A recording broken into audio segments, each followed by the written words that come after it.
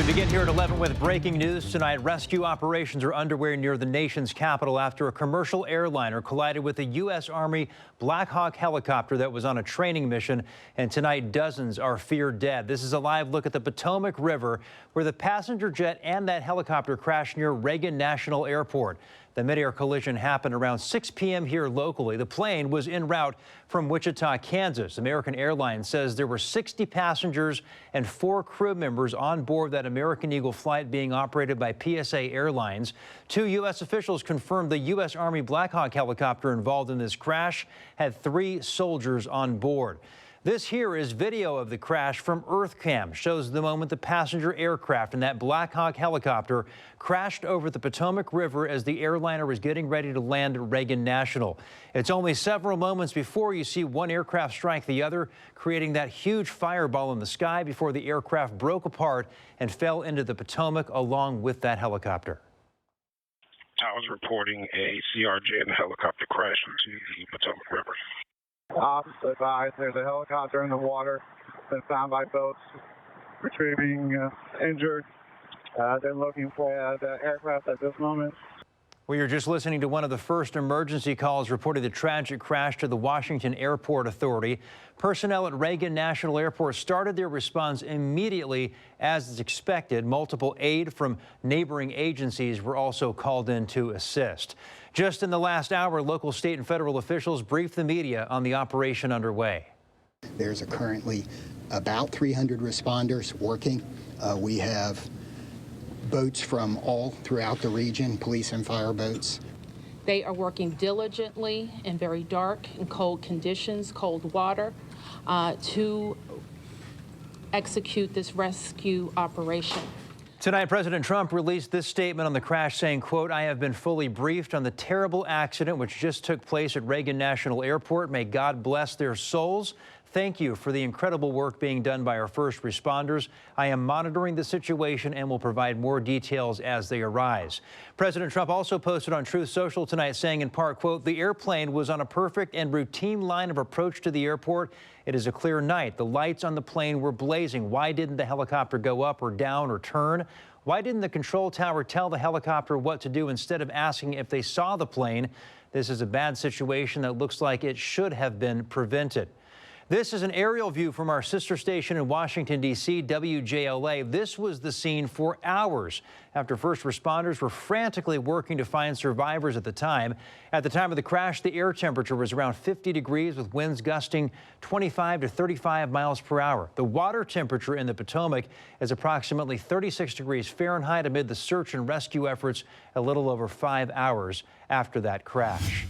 Let's bring in meteorologist Shannon O'Donnell. Shannon, can you give us some insight into the conditions that they're seeing tonight around that Reagan National area? Yeah, they're just wrapping up what was a beautiful Wednesday, heading into Thursday morning there. We had a spring-like day on the East Coast, Atlantic seaboard, near record highs in some locations with D.C.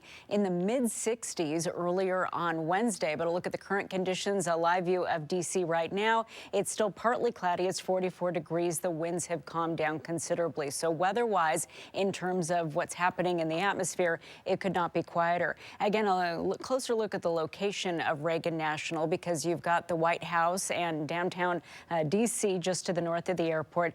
The airport, however, is right along the waterway of the Potomac River, and that's really the problem, because as nice as the water is, we've got some cool air temperatures going on this morning, but it's the water temperatures, as you mentioned, Preston, that are going to be so icy cold and problematic, leading to quick hypothermia, and there are lots of currents there with that fast-moving river as well.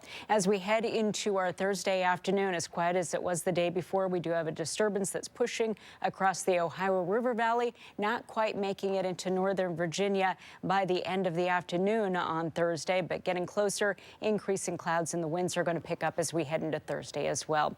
Our own forecast coming up in just a couple of minutes. All right, thanks, Shannon. Homeland Security Secretary Kristi Noem says the department is deploying every available U.S. Coast Guard resource for search and rescue efforts in response to that mid-air crash. First responders across northern Virginia, D.C., and Maryland are on the scene tonight assisting with operations. This includes the Maryland State Police Department, which has deployed divers to the Potomac River in hopes of finding any kind of victims there. Washington, D.C. fire and EMS officials say all takeoffs and landings at the airport have been halted in the aftermath of the crash. The FAA says Reagan National Airport will remain closed until at least tomorrow at 11 in the morning, possibly even Friday. The FAA and NTSB will investigate the crash, with the NTSB leading that investigation. Robert Isom, the CEO of American Airlines, just released this recording message about American Airlines Flight 5342, the plane that crashed tonight. He says the airline is working closely with investigators. First and most importantly, I'd like to express our deep sorrow about these events. This is a difficult day for all of us at American Airlines, and our efforts now are focused entirely on the needs of our passengers, crew members, partners, first responders, along with their families and loved ones. Members of our GO team will be on their way to Washington, D.C., and I'll be heading there shortly as well. American Airlines has set up a hotline for friends and family to call. You can see the number is right there on your screen. It's 1-800-679-8215. To get a little more insight on this incident, joining me now live is aviation expert John Nance. John, want to thank you for joining us here on KOMO News at 11. I think we're all just kind of still trying to wrap our heads around what happened. We've been glued to all this live coverage all night long. But as an aviation expert looking at this, can you tell at all what may have gone wrong here that led to this midair collision? Well, there's never just one cause to an airline accident or an accident involving large airplanes, and this is not going to be an exception to that. However, I do think that we've got a high potential for a human factors accident being one of the major components. Human factors has to do with the fact that we can't be perfect as humans. We make mistakes even when we try hard not to, and there very well may have been a mistake made here in terms of for instance, the tower or the approach controller is saying, "Do you have this particular flight in sight?" And the pilot and the Black Hawk saying yes, because he probably did have something in sight that he thought was the airplane that was being pointed out to him, when it could have been something else. I mean, there are a million different possibilities, but that's one of the things we've got to be aware of, is that there's never just one cause, and this is very, very early on in the accident investigation. And like you're saying, very early on in the investigation, what are the first things that investigators will look at when it comes to this midair crash? I know there are so many pieces to this puzzle to try and figure out what went wrong, but what will they start looking at first? What's that first mode of action? Simultaneously, they'll be calling in tapes, videotapes, audio tapes from air traffic control and any other cameras that might have been in the area. And of course, we're now rich in cameras everywhere, but especially in the nation's capital. They'll be looking at the records of the airplane, just everything. Nothing is ever ruled out. And this is a major point. Nothing is ever ruled out in the early phases or even later in the investigation until they have put together as much information as they possibly have and can analyze it. We very seldom have the answers right at the beginning. Heard some officials saying tonight this might be the most investigated airline crash in U.S. history. Not only the fact that how unusual this was, colliding with a Black Hawk helicopter, but also taking place just outside of a federal airport. This is a massive deal. How long do you think something like this might take place? Well, it'll probably be a year before we have an opportunity to see the investigation begin to wrap up. But the NTSB has been very good and very forthcoming in the last number of years about coming out and telling you what they know in about a week or two. So you'll probably get a pretty beginning look at it, but it'll be a long time before the final things are put together and they're able to make a report. When we're watching the news conferences tonight, we're hearing different officials speak, of course, talking about a rescue effort. It's very hard to believe at this point. Of course, nothing's impossible that anybody could survive a crash like this. We saw the fireball, and we know the water that the plane and the helicopter crashed into were about 7 to 8 feet deep. Is it possible that someone could survive something so catastrophic? It's possible, but it's not probable.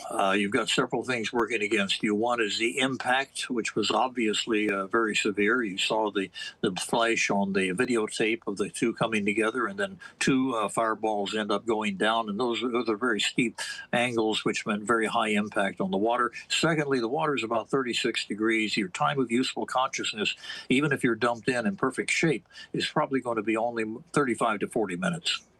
Aviation expert John Nance, thanks so much for joining us here on KOMO News at 11 tonight. We appreciate it. Thank you. A team of airport officials, counselors, and other support staff are on hand at the Wichita Dwight D. Eisenhower National Airport tonight as family members are beginning to arrive following news of this horrific crash. Tonight, Wichita council members spoke out following the news. Most people in the city are probably going to know somebody on that flight, a family member, somebody, a co-worker, somebody that's on that flight. And that's going to be a really tough time for Wichita.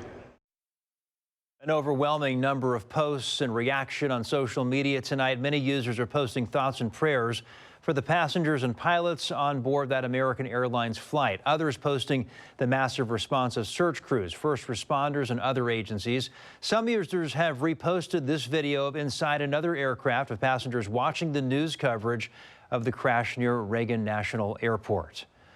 Before we head to break, another live look at Reagan National Airport, or just outside on the Potomac tonight, where we've been reporting about this crash between an American Airlines passenger jet and a U.S. Army Black Hawk helicopter. We're continuing to learn more about the situation there, including the search for any survivors. We're going to keep following this. We'll have all the details right after the break. We'll be right back.